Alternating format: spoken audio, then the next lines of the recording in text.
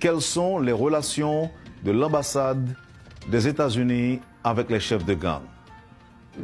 Non, c'est limité. De temps en temps, il y a des contacts des gangs et pour nous, c'est de contrôler la sécurité dans la région de l'ambassade. C'est limité à ça. Mais ils sont des criminels. Nous n'avons pas entré d'avoir des bonnes relations. Mais si c'est une question de voir la sécurité de l'ambassade et mon personnel, de temps en temps, il y a ces échanges. Qu'est-ce que vous leur demandez dans ces échanges-là? Non, par exemple, c'est de voir est-ce que, bon, il y a des actions dans notre région et même dans les derniers jours, l'ambassade et les bâtiments de l'ambassade étaient touchés par les balles, les voitures de l'ambassade étaient touchées par les balles. Alors de voir est-ce que c'est vraiment une attaque contre l'ambassade ou c'est à cause de conflits dans la région.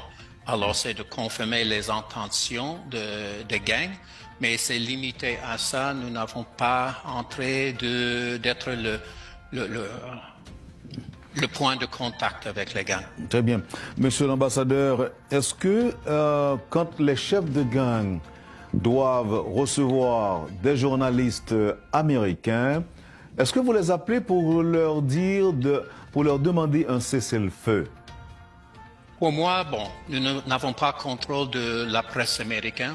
Depuis longtemps, j'étais préoccupé de voir ces journalistes qui veulent parler avec les membres de gang, les leaders de gang, parce que je pense que ça donne un certain privilège à eux qui n'est pas mérité. Mais en même temps, nous ne pouvons pas le contrôler. J'ai vu avec ce gouvernement, avec les leaders de police nationale, si on fait la comparaison avec l'ancien gouvernement, il y a beaucoup plus de contact avec le public.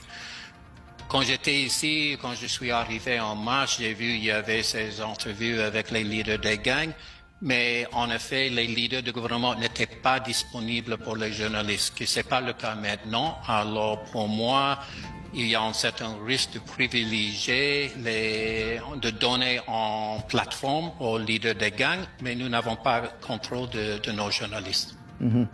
Qu'est-ce qui change, monsieur l'ambassadeur, dans les relations entre les États-Unis et Haïti aujourd'hui, dans la lutte contre les gangs armés? Qu'est-ce qui change? Quelle évolution peut-on observer?